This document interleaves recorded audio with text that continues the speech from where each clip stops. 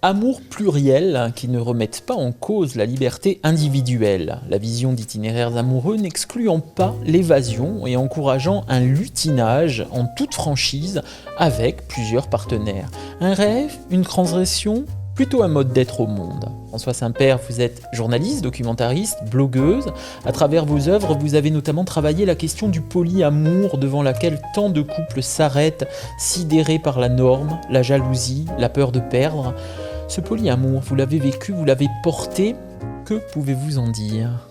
Je crois que j'ai déjà dit beaucoup de choses parce que, très curieusement, alors que plein d'autres sujets m'intéressent, depuis 20 ans, on ne m'interroge que sur le polyamour.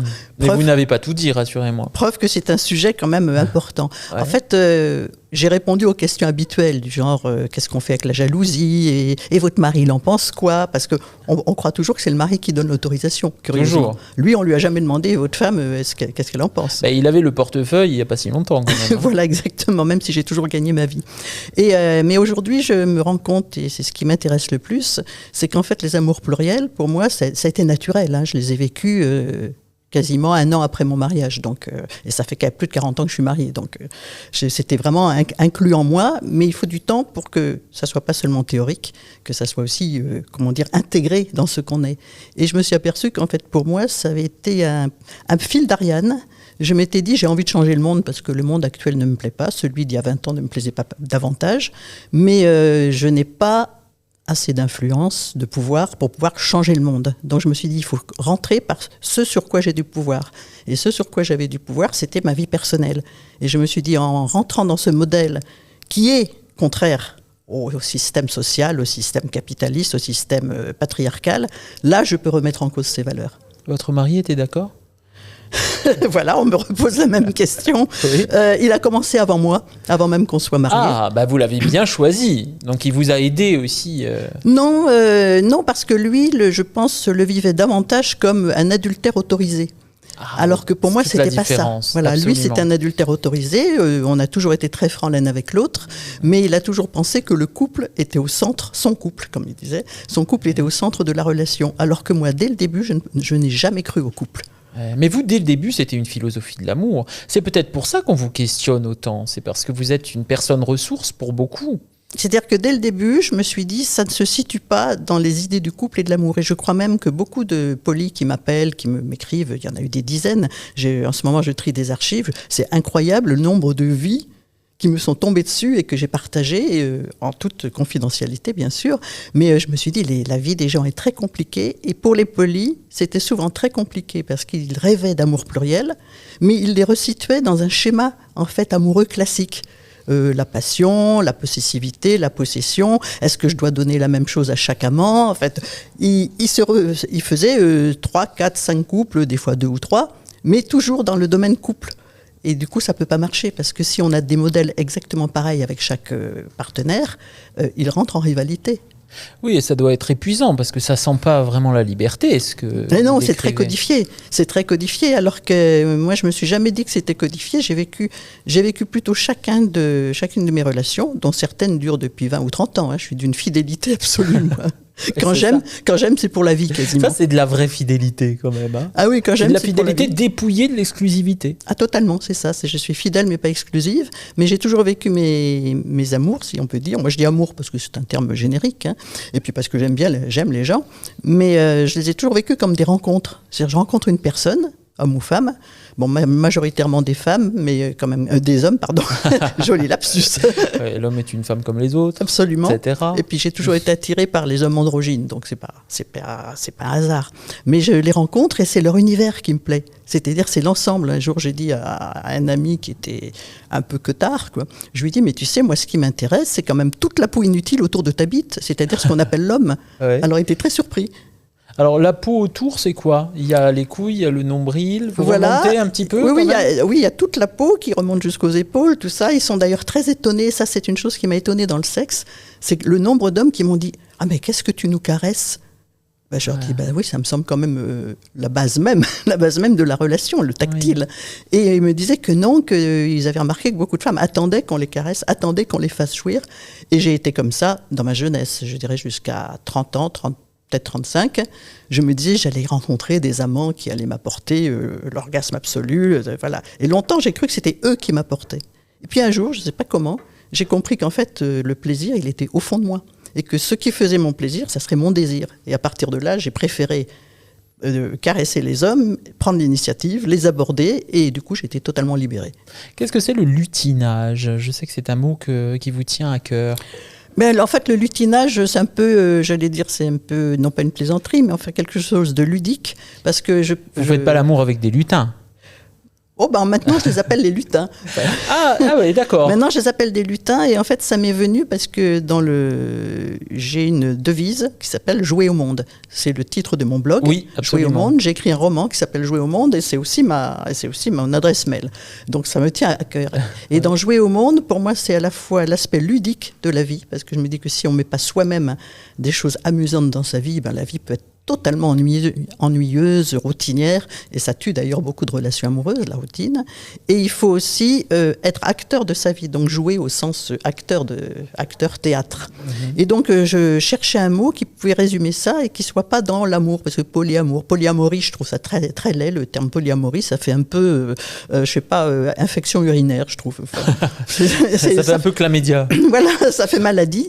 Oui. Et j'ai regardé dans le dictionnaire et le verbe lutiner, qui s'utilisait beaucoup au XVIe, XVIIe siècle, c'était le fait de charmer quelqu'un. C'est très joli, hein, lutiner. Voilà, lutiner, c'était le fait de charmer quelqu'un, de lui trouver du charme et d'apprendre à se connaître. C'était pas immédiatement sexuel, parce qu'à l'époque, on n'était pas dans les médias sexuels. Et le lutinage, pour moi, c'est cette façon, justement, c'est cette approche qui fait qu'on se charme peu à peu. Alors aujourd'hui, bien sûr, c'est plus facilement sexuel, et d'autant que je crois que si quelqu'un vous plaît beaucoup intellectuellement, il y a un moment où on le désire. Sauf si vraiment il est repoussant et il sent mauvais, mais sinon il y a un moment où le désir arrive, forcément. Et donc pour moi, le lutinage, c'est cette façon joyeuse, actrice, de trouver le plaisir et le bonheur en compagnie d'autres personnes.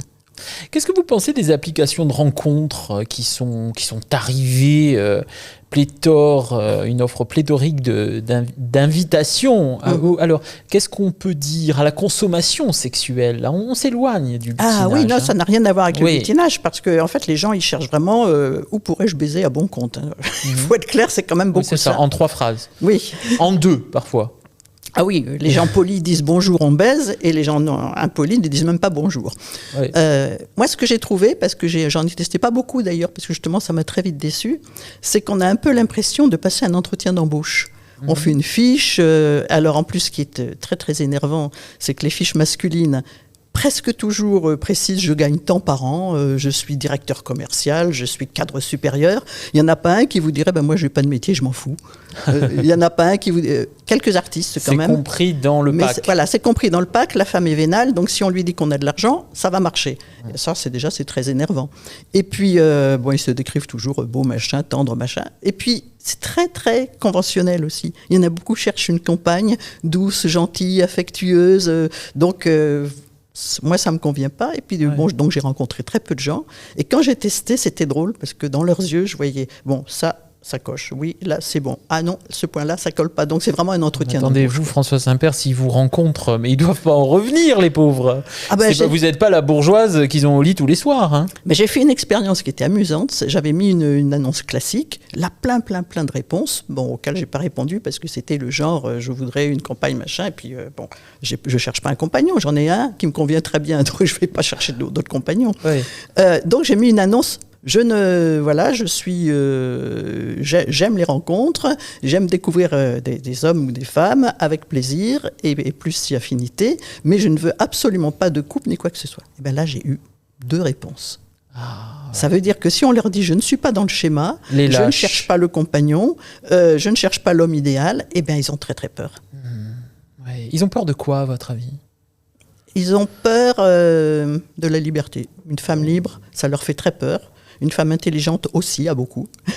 Et puis, par ailleurs, moi, ce qui m'a frappée, parce qu'il y a un autre lieu que je trouve plus intéressant, c'est la misère sexuelle de beaucoup d'hommes. Oui. Parce que je me souviens que pour un reportage, j'étais allée faire un après-midi dans un club libertin que j'avais choisi parce qu'il ouvrait l'après-midi et qu'il n'avait pas de dress code. On pouvait y aller même en basket et en jean si on voulait. Donc ça m'avait plu parce que le côté, vous devez être en porte-jartel avec des talons pointus, ça enferme encore la femme dans un schéma totalement macho.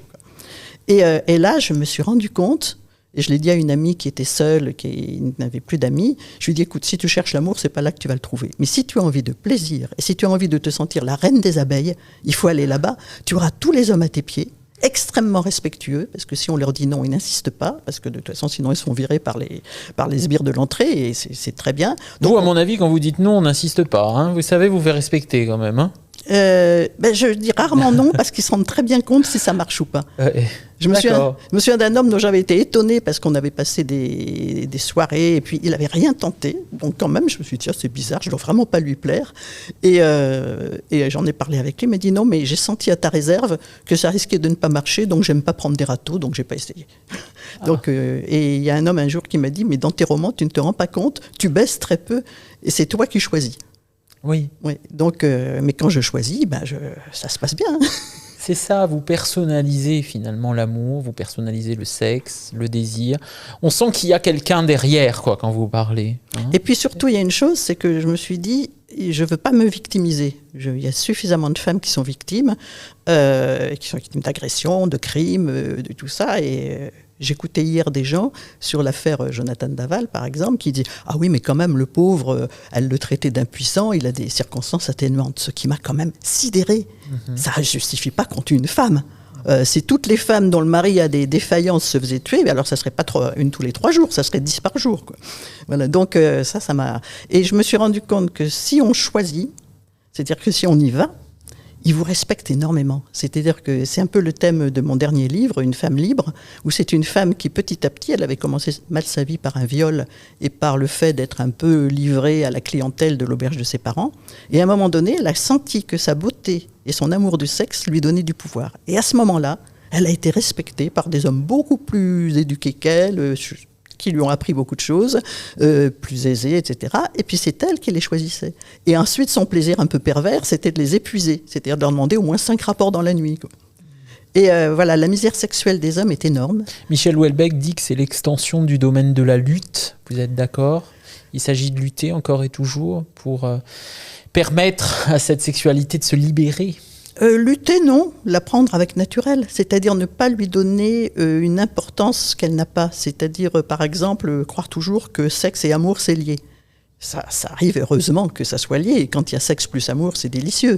Mais on peut aussi désirer quelqu'un qu'on n'aime pas spécialement ou qu'on apprécie, mais avec qui on ne vivrait pas une histoire amoureuse. On peut aussi désirer un parfait crétin, c'est très dommage, ça arrive. Oui, hein, voilà, vous me disiez, effectivement, il m'arrive de désirer des hommes, vous en voulez presque de les désirer, quoi. Ah bah vous oui, dites, ça m'est mais arrivé. Pourquoi c'est un pauvre type, c'est un con, c'est un macho, mais il me fait mouiller, en quelque sorte. Parce que le désir est enfant de bohème, beaucoup plus que l'amour. Hein. L'amour, Oui. on le raisonne. En revanche, vous aimez des hommes que vous ne désirez pas. Oui, ou Ça, c'est dramatique, quand même. Hein, c'est dommage, en tout cas. Que je ne désire dramatique, pas. peut-être pas, c'est dommage. Que je ne désirerais pas au sens fantasmatique du terme. Hein. Oui. On peut avoir une sexualité, je dirais, amicale. Ah, voilà. Qu'est-ce que c'est, une sexualité amicale ? Une sexualité amicale, c'est une sexualité qui est agréable, dans laquelle on a du plaisir, mais où on sait qu'on ne va pas décrocher le plafond d'étoiles. Voilà. Mais ça n'est pas grave, parce que je crois même que c'est la seule façon de pouvoir vivre le couple. Oui, le couple pérenne, vous voulez dire. Parce que le couple, c'est quand même un lieu d'enjeux énormes qui n'ont rien à voir avec le sexe. On y fait des enfants, on y construit une maison, on y fait des dettes, on a des problèmes d'argent, on a des problèmes quotidiens de maladie, de chômage, de tout ça. Et tout ça est un peu antinomique parce que ce sont des problèmes rationnels et le sexe et le désir, c'est irrationnel. Donc faire cohabiter le rationnel et l'irrationnel, c'est difficile. Puis comme m'avait dit un ami avocat, je ne peux pas avoir par exemple des fantasmes SM avec ma compagne ou ma femme parce que on peut un jour divorcer. Ça peut arriver, des couples qui se sont aimés passionnément et qui se séparent, on en connaît. Et il me dit, moi je tremble à l'idée qu'un jour, devant un tribunal, il dirait, ah, monsieur le juge, mais mon mari était un pervers qui m'attachait au montant du lit et qui me fouettait. Ah là, c'est l'ingratitude. Hein. Et ça peut arriver. Ça peut arriver. Il m'a martyrisé, il m'a battu, alors qu'en réalité, à l'époque, elle acceptait la fessée avec plaisir. Ou il acceptait la fessée, parce que ça se passe dans les deux sens. Absolument. Voilà. Donc je pense que le couple n'est pas du tout le lieu des fantasmes, si on veut qu'il dure. Et donc, vive l'amitié amoureuse sensuelle et ces sortes d'escapades et d'amitié et d'histoires ailleurs avec d'autres. Et puis l'amitié amoureuse, moi je trouve que c'est un sentiment extraordinaire parce que l'amitié, c'est un sentiment sur lequel on ne se pose pas de la question de la durée. Vous savez, quand on commence une passion amoureuse, on se dit ça va durer combien de temps ? Quand est-ce qu'on va se quitter ? On a toujours ce goût et même cette angoisse de la fin. Oui. Et qui fait d'ailleurs la passion. Oui, c'est d'ailleurs matinée de mort et de exactement, c'est de lié peur, à l'idée de la archaïque. mort, de la fin archaïque. Tandis que l'amitié, non, c'est très rare qu'on se dise tiens, j'ai un ami ou une amie, combien de temps ça va durer ? Il arrive que des amitiés se défassent, mais on n'y pense pas. On n'y pense pas. On ne pense pas que l'amitié va se défaire, alors que l'amour, oui, on ne pense qu'à ça. Est-ce que ça va durer ou pas ?